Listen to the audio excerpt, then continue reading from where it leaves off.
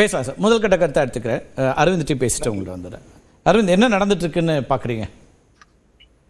நீங்க போனஃபைடா இரண்டு கட்சிகளுமே இந்த கூட்டணி இன்னைக்கு அதிகாரப்பூர்வ பேச்சா இல்ல ப. சிதம்பரம் எப்படி உள்ள வராரு, ஏன் திடீர்னு உள்ள வராரு, அவர் கட்சியிலேயே கிட்டத்தட்ட பெரிய அளவுக்கு முக்கியமான எந்த போராட்டங்கள் உள்ளிட்ட அம்சங்கள்ல, அதாவது ராகுல் காந்தி உள்ளிட்டவர்கள் வந்த பிறகு சொல்றேன், அவருடைய பொது வெளியில் இருக்கக்கூடிய அம்சங்கள் அப்படிங்கிறது கார்த்தி சிதம்பரம் ஆக்டிவ் ஆயிட்டாரு, இவர் கொஞ்சம் இல்லை. ஆனா இப்போ இந்த இதுல அவருடைய நேரடியான ஈடுபாடு அப்படிங்கிறது எப்படி பார்க்க வேண்டியிருக்கு?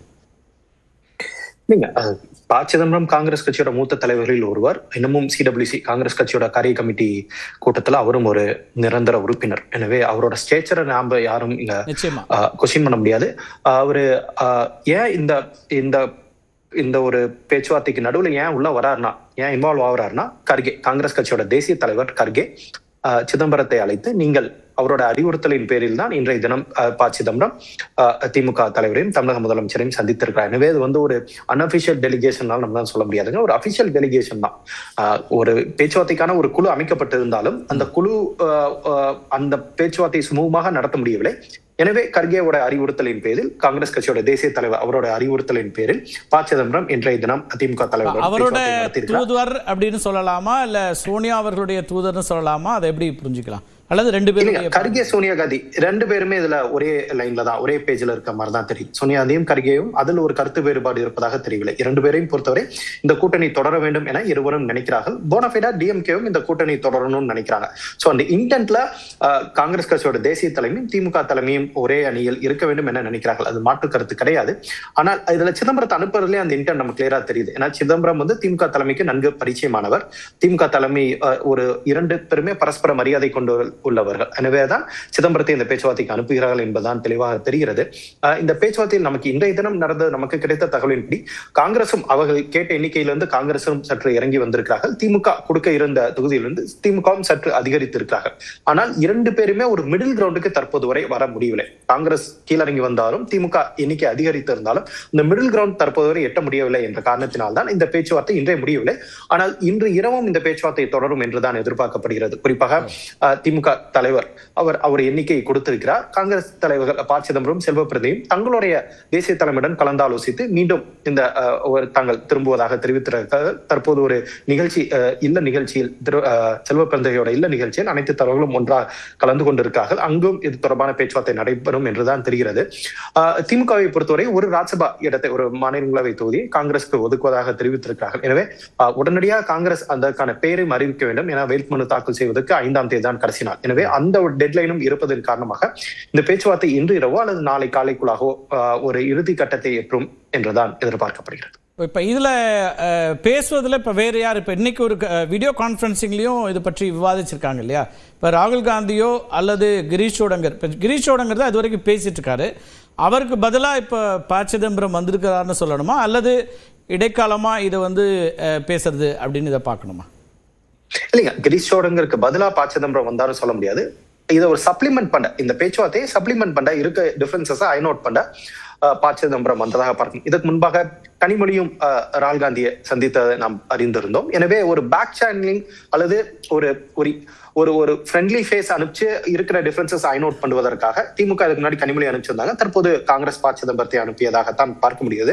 ஒரு பெரிய டிஃபரன்ஸ் இல்லைங்க. இதுக்கு முன்பாடி இருந்த பெரிய டிஃபரன்ஸ் தற்போது இல்லை என்பதுதான் நமக்கு இரண்டு தரப்பு கூடுதல் இடங்கள் அப்படிங்கிறதுக்கு காங்கிரஸ் கூடுதல் இடங்கள் கேட்கறதுக்கான தேவை அல்லது அவங்க கேட்கறதுக்கான உரிமை இருக்குது. என்ன அடிப்படையில் கேட்கிறாங்க? இப்ப ஏற்கனவே போட்டியிட்ட இடங்கள் 25. அப்ப இப்ப கூடுதல் தேமுதிக உள்ள வந்திருக்கு, இன்னும் கூடுதலான கட்சிகள் வருது அப்படின்னு திமுக தரப்புல சொல்லப்படும் போது இது எப்படி இதுக்குள்ள ஒரு நம்பருக்குள்ள இவங்களால ரீச் அவுட் பண்ண முடியும் அப்படின்னு பாக்குறீங்க? காங்கிரஸ் ஏன் எண்ணிக்கை அதிகரிக்கிறாங்கன்னா, 2016 நாங்க 41 இடங்கள் போட்டிட்டோம். 2021 திமுக கேட்டுக்கொண்டதன் இணங்க நாங்கள் 25 இடங்கள், 16 இடங்கள் குறைவாக நாங்கள் போட்டி போட்டோம். தற்போது நாங்களும் எங்கள் கட்சியும் நாங்களும் வளர வேண்டி இருக்கிறது. எனவே எங்களுக்கு உரிய அங்கீகாரத்தை, உரிய எண்ணிக்கையை தாருங்கள் என்பதுதான் காங்கிரஸ் கட்சியோட கோரிக்கையாக இருக்கிறது. திமுகவை பொறுத்தவரை கடந்த தேர்தலை காட்டிலும் இந்த முறை 2 புதிய கட்சிகள் வந்திருக்கிறார்கள். ஒன்று மனிதநேய மக்கள் கட்சி, இரண்டாவது தேமுதிக. எனவே இந்த 2 கட்சிகளுக்கும் தாங்கள் இடங்கள் ஒதுக்க வேண்டி இருக்கிறது. அதே போல மற்ற அனைத்து கட்சிகளுக்கும் நாங்கள் சற்று இடங்களை குறைக்க இருக்கிறோம். நாங்கள் கடந்த முறை 188 தொகுதிகளில் திமுக உதயசூரியன் சின்னத்தில் போட்டியிட்டது.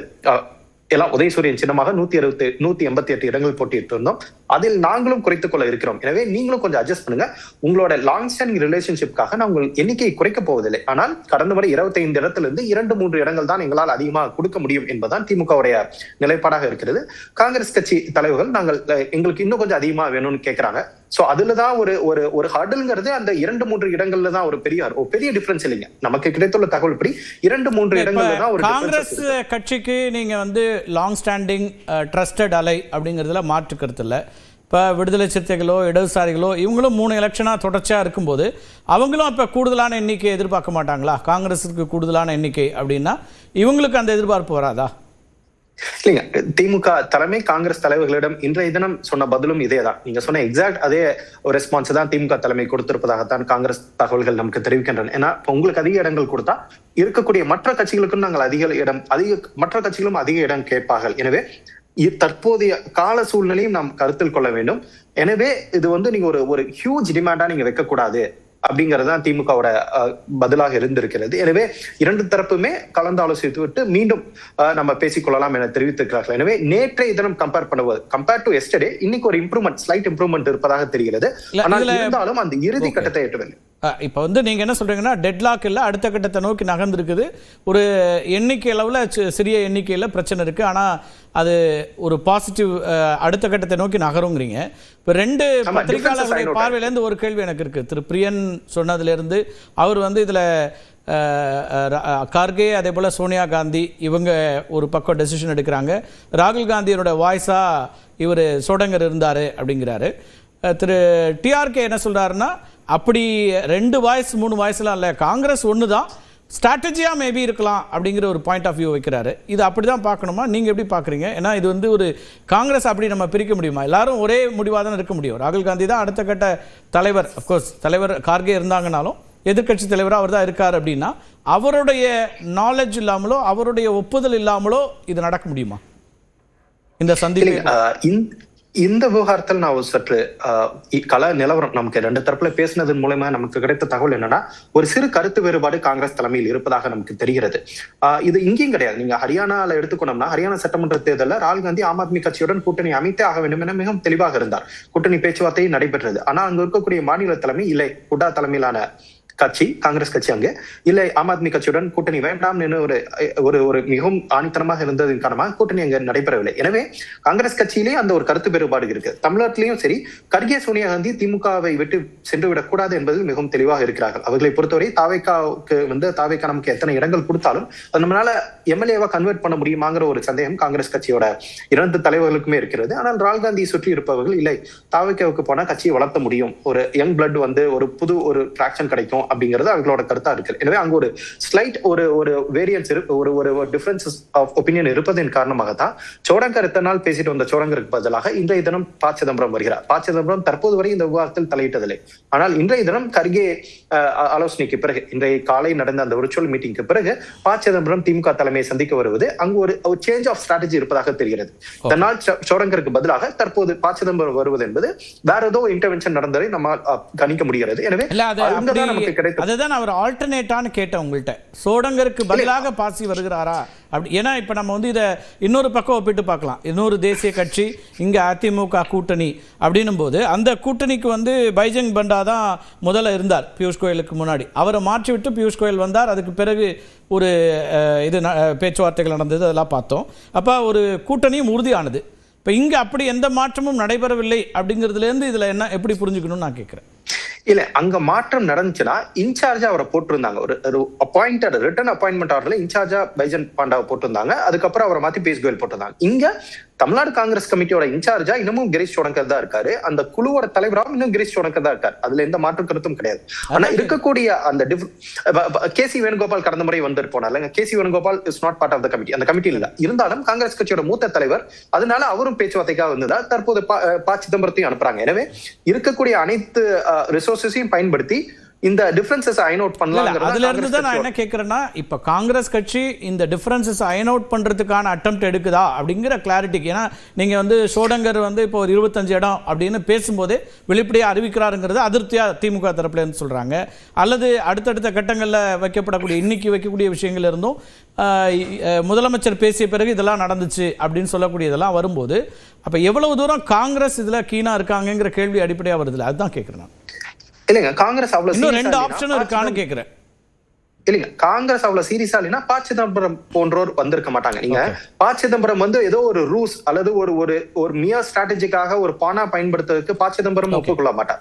இது ப. சிதம்பரம் கர்கே அல்லது சோனியா காந்தி தரப்புல ஒரு பேச்சுவார்த்தை நடந்ததின் அடிப்படையில் தான் ப. சிதம்பரம் வரும். அவர் ஒரு ஸ்டேச்சருக்கு அவர் சும்மா வந்துட்டு போக மாட்டாருங்க. சோ காங்கிரஸ் கட்சியை பொறுத்தவரை திமுகவிடமிருந்து உரிய எண்ணிக்கையை பெற வேண்டும் என்பதுதான் அவர்களோட திட்டமா இருக்கிறது. ஆனால் திமுக அப்படி கொடுக்கவே மாட்டோம் அப்படின்னாங்கன்னா அப்ப என்ன யோசிக்கலாம் அப்படிங்கிறது ஒரு செக்ஷன் ஆஃப் காங்கிரஸ் இன்னமும் அதுக்கு ஒர்க் பண்ணிட்டு இருக்காங்க. மற்ற 2 பேருடைய கருத்து கேட்கணும், மன்னிக்கணும், நேரம் ஆயிடுச்சு. ரவீந்திரன், எப்படி பாக்குறீங்க? கார்டு பார்கெயின் பண்றாங்க. அவர் ராமகிருஷ்ணன் சொல்ற மாதிரி எல்லாருமே சேர்ந்து அதிக சீட்டு காங்கிரஸ் வாங்கணுங்கிற முடிவுல தான் அவங்க இது பண்றாங்க. They are working tandem with each other. Okay, அதுல ஒரு லாஜிக் வந்து இவரு சகோதரர் முன்னாடி பேசுற அரவிந்த் குணசேகரன் பேசலாம் தான் பாக்குறேன். 41 சீட்டு 16 வாங்கியிருக்காங்க. 21ல வெளி